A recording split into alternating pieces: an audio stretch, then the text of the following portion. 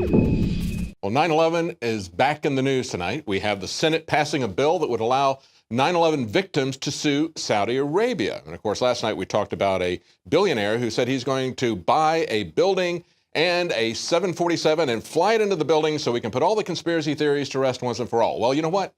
If he gets another building that isn't hit by the plane, a steel skyscraper, to fall down right in its footprint, like they did on 9/11 Building 7, then we can say the conspiracy theory of the government, the officials' conspiracy theory, is true. But of course, part of that official conspiracy theory is the missing 28 pages that implicates the Saudis in 9/11. That would expose them to some liability issues. And the Senate has now passed a bill that would allow victims to get compensation for that. Now, it's interesting to see the reaction of various senators, especially the reaction of House Leader Paul Ryan. He says, I think we need to look at it. I think we need to review it to make sure that we're not making mistakes with our allies, that we're not catching people in this who shouldn't be caught up in this. Oh, is that why they redacted those pages? Now, you see, Paul Ryan, like Hillary Clinton, is tied to the Saudis. And just like President Obama, he bows and scrapes to them. Now, same time, Speaker Ryan is telling us that voters are right to trust Donald Trump more than him, and I would agree with that. He says, don't get into the habit of thinking that I'm going to comment on what's up and what's down, what article is here, what article is there. I'm focused on policies and principles and unifying our party. Yeah, he wants to unify the party. That's why he put himself out there and says, well, I don't think I can support Donald Trump just yet. I think he's going to have to come around a little bit. I want you all to understand that I am king of the opposition. You know, it was 4 years ago when he was Mitt Romney's running mate, and it was time for us to go back and look at some of these things now. In the Atlantic and the Washington Post, many articles were coming out, mainstream media, talking about how it had surfaced that in high school, he was voted the biggest brown noser. And you can see that clip right there. He was also the prom king. Things really don't change much, do they? He's still the biggest brown noser, and he still thinks that he's king of the prom. That's why he blasts Donald Trump. Remember, he said that the proposed ban on Muslims entering the country was unconstitutional. Please explain to us where in the Constitution it says that there is a right to immigrate. There's a lot of rights that they trample on a regular basis, but there is no right of immigration in the Constitution. Let's take a look at this government that he doesn't want to criticize, our allies, or as maybe we should call them, his donors, just like Hillary Clinton does. We're going to take a look at a video here in just a moment, put on national TV in Saudi Arabia by the Saudi government on how to beat your wife. But before we look at that video, I want to read to you an account that surfaced today from The Guardian, a woman who watched the Saudis beat her husband. Why would they beat her husband? Well, he was convicted of insulting Islam through electronic channels. He had a blog that was critical of the Saudis, a blog that was critical perhaps of the Islam religion, which they don't tolerate. And so he was sentenced to 10 years in prison, 1,000 lashes. And in this very touching story here, she says she talked to him on the phone and she fled. She got out of the country, went to Canada, so they've talked on the phone. She calls him up and he says, I need to tell you something. Will you promise me you'll be brave and not tell the children? He said, tomorrow they're going to start enforcing my sentence of 1,000 lashes. He said, one of the prison warders told me, he said, it's going to take a moment to understand what he was telling me. She said, yes, the first 50 lashes, I'll get them in front of the big mosque in Jeddah. She says, I simply couldn't imagine the authorities going ahead with it. She said, I struggled to talk to him. I said, that's impossible. And he said, no, it's going to happen. So what she does is she tells her children they're going to have a few media-free days because she doesn't want them to see this. Basically, they're going to beat him to within an inch of his life if they don't beat him to death. It's incredibly brutal, the process. She talks about, she says, finally, she got the courage to watch it. All of her friends were talking about it. It was showing up on Facebook. She gets the courage to look at it. She said, as the guy who was going to do the beating came out, she said, the man himself couldn't be made out in the video, but I saw clearly that he was striking Raif with all of his might. That's her husband. She said, my husband's head was bowed.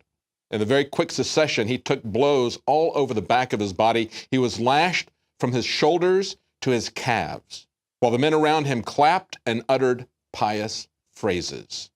It was too much for me. It's indescribable watching something like that being done to the person you love. She said, the men I had seen in the video might as well have put me in the square and flogged me. But the worst of all was the feeling of helplessness. Well, you know, they would put you in the square, and they would flog you. It's not just our speaker who is a sycophant to them, of course. It's also Hillary. Why isn't Hillary triggered by the abuse of people, especially by the abuse of women? We're going to play this video of how to beat your wife. You know, Hillary Clinton says she knows how to deal with men who get off of the reservation. The Saudis know how to deal with women who get off the reservation as well, don't they? Okay, if they get a little bit uppity, husbands, you need to put them back in their place. You need to show them who's boss. You may even need to beat them like a boss. That's what this video shows us, how to beat them like a boss. Okay, because if you don't discipline your wives, Saudi men, they have religious police, and they'll do that for you. They'll do it right on the street. They'll beat them right on the street. Or, as she was saying, they might as well have put me in the blocks and flogged me. Yeah, they'll do that as well. They'll do that as well. So let's play a little bit of this video, because it begins in a very pious manner. He comes out and he says, Allah's blessing upon you. Welcome to our show, which will deal with wife beating. This is incredible. This is national Saudi television. He says, I'm aware that this is a thorny issue. Yeah, it is a thorny issue. Now, we're going to go to the wife beating, but, you know, we want to get this in context, and I wanted you to see the beginning of that, because that's what this video was about. People are going to say, oh, you took this out of context. No, this is the video they put on national Saudi TV about how to beat your wife. Now, from this point, he goes to some more gradual issues, because, you know, we have to bring those women along gradually sometimes. You know, when you show them you're the boss, sometimes you got to do it a little bit cautiously at the beginning. And so he suggests a couple of things like alienation of affection. Get them out of the bed, or you leave the bed. Or maybe, he says, maybe you leave the house and you sleep somewhere else. Yeah, to teach her a lesson. Or maybe you sleep on the floor or have her sleep on the floor. But it's alienation of affection, which in the West would be grounds for divorce. But over there, it's just the beginning of discipline. Then from there, we go to how to actually do the beating. Let's pick it up from that. Because then comes the third stage, the issue of beating. And we have to understand that the aim here is to discipline, not to vent one's anger. You know, we're not angry about this. We just need to bring these women into line. So he says the necessary Islamic conditions have to be met. The beating should not be performed with a rod like this one. Yeah, don't hit them with a big stick, okay? Nor should it be with a headband, which some husbands use to beat their wife, or with a sharp object. Yeah, don't poke them with a sharp object or strike them with your sword. That could cause the head to come off. No, let's see how he proposes to do this. Okay, so here's how you do it. It should be done with something like the suwak, a tooth cleaning twig. Oh, it's not a flogging, it's a flossing. Okay, so here we go. It should be beaten with a suwak like this, or with a handkerchief, because the goal is merely to make the wife feel humiliated. Oh, no, wrong, that she disobeyed her husband. Okay, look, do you want to live in a country that is conducted like this? I guess we should just open up our borders and allow the Wahhabists to come into our borders unchecked. Because, you know, that's in the Constitution according to Paul Rhino. We just have to have open borders and immigration. That's the Constitution according to Rhino. Now, let's take a look at what the Pope is doing, because he's spoken out this week, spoken out about the West, criticizing the West for trying to export our values into Saudi Arabia. First of all, go back a couple of weeks and take a look at the fact that the Pope actually, for the first time I remember, actually talked about Jesus or Christianity. And he was abused on Twitter for this. Pope is targeted with sickening abuse, says Reuters. They say he tweeted out, Jesus Christ, the incarnation of God's mercy, out of love for us, died on the cross, and out of love he rose again from the dead. Ooh, that's hate speech right there. They went all after him on Twitter because this is the first time this guy that they love so much. Remember when he talks about climate and everything? The liberals love him. Oh, why can't all the popes and Christian leaders be like this guy? When he talks about socialism, he says we need to get rid of capitalism and shut that down, and we need to clamp down with climate controls. They love him. But when he talks about what he's there to talk about, supposedly, Jesus Christ, boy, they come after him pretty hard. So he learned the lesson. He comes back today, and he criticizes the West for trying to export its own brand of democracy to Iraq and Libya. Reuters says Pope Francis criticized Western powers for trying to export their own brand of democracy. He says, faced with current Islamist terrorism, we should question the way a model of democracy that was too Western was exported to countries where there was a strong power, as in Iraq or Libya. Okay, so when we talk about Islam and people call us racist, we've pointed out many times, Islam is not a race. And it isn't simply a religion either. It's a government. And I think the Pope understands that. He's saying, you tried to sell them a different form of government than Islam. You tried to sell them a liberal democracy where people have individual liberties, and you're not allowed to just beat people or cut their heads off, have abusive, excessive treatment. We have laws against that in our democracy, but we shouldn't impose those kinds of values on Islam. They should be able to come here freely and impose their values upon us. That's what the Pope says, okay? And clearly, the Pope is also allying himself as a form of government. He's taking political sides. That's what he's been predominantly, a political Pope. He says, we're ghettoizing migrants, and it's not only wrong, but it's misguided. Look, you have to understand, they are self-ghettoizing because they come to this country and they don't want to be part of a melting pot. They want to maintain themselves as separate and distinct. They want to keep themselves pure from these Western influences. And then the second generation comes along and says, well, wait a minute. I didn't have the same kind of stuff as the kids I'm going to school with, so they get pretty angry about it, turn into radicalized terrorists, even if their parents weren't radicalized. That's part of the radicalization. But they are the ones who are ghettoizing themselves. And he goes on to praise the mayor of London. And he says, in London, the new mayor was sworn into a cathedral, will probably be received by the Queen. This shows the importance for Europe to regain its ability to integrate. So it's okay for Islam to come here and give us their values. It's okay for the mayor to be a Muslim, but we should not try to impose democracy on them. Isn't it interesting that the Telegraph quotes Sadiq Khan, and he comes out and says, Donald Trump's ignorant view of Islam could make Britain and the U.S. less safe. Now, that's a headline from the Telegraph. I think this headline from Information Liberation is much better. It gets to the essence of it. London's Muslim mayor tells ignorant Trump, quote, Muslims will start killing people if he doesn't let them into the U.S. Now, that's essentially what they're saying. That's not exactly what he said, but that's essentially what he's saying. He said, Donald Trump's ignorant view of Islam could make both of our countries less safe. It risks alienating mainstream Muslims around the world and plays into the hands of extremists, you know, like the ones who run the Saudi government, who advocate beating their wives, who beat men in the street because they ran a blog, who cut off heads.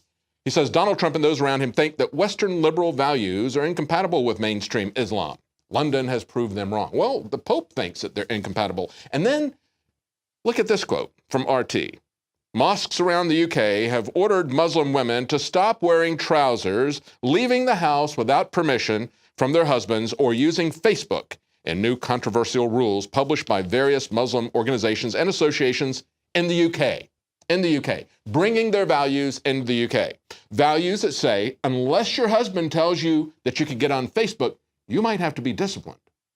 And of course, we know what happens to individuals once the government gets under Sharia law. Those individuals will be flogged publicly.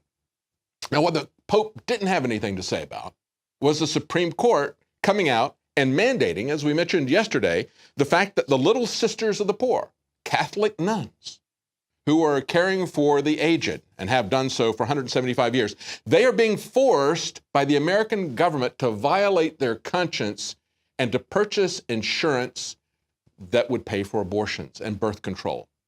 He has nothing to say about that, and yet he upholds Islam. And then finally, let's take a look at what happened today with U.S. justices at the Supreme Court after they say that the Little Sisters of the Poor have to do what Obama says and buy insurance that violates their conscience. These same Supreme Court justices violate the First Amendment, upholding a ban on protests in the Marble Plaza in front of the Supreme Court. They say that it is unlawful to parade or to stand or to move in processions or assemblages around the Supreme Court building. What does the First Amendment say? It says there shall be no law abridging people peacefully assembling and petitioning their government for redresses of grievances. Grievances that the Pope doesn't have with them, but grievances that we do. And so we have the open violation of the Constitution by the Supreme Court, thumbing their nose at the First Amendment and saying, not here. You won't have any free speech here, as they force unconstitutional mandates down our throats. Stay with us. When we come back, we're going to talk to someone who recently traveled to Mexico. He's going to compare Mexican airport security to the TSA. And then we'll have a news blitz from Jakari Jackson and Joe Biggs. We'll be right back.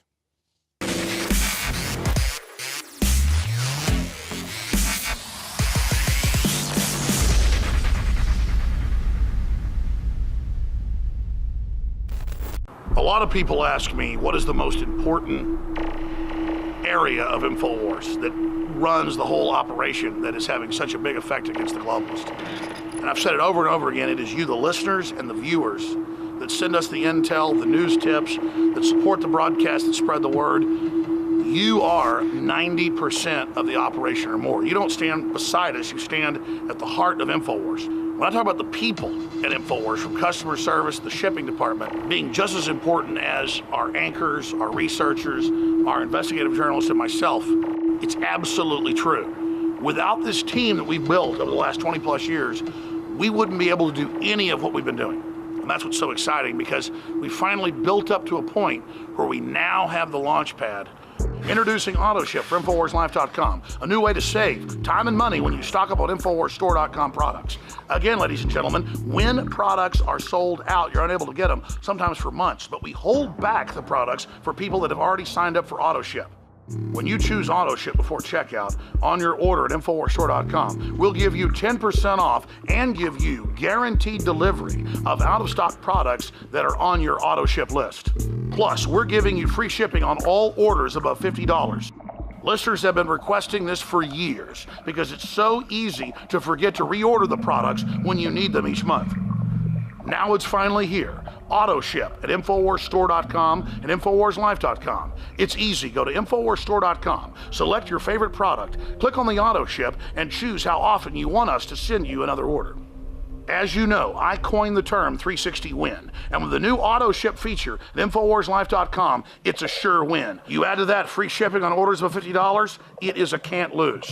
Visit InfoWarsStore.com and save 10% off on your next InfoWars Life order by selecting AutoShip at checkout, and get free shipping on all orders above $50. That's InfoWarsStore.com, or call toll-free 888-253-3139.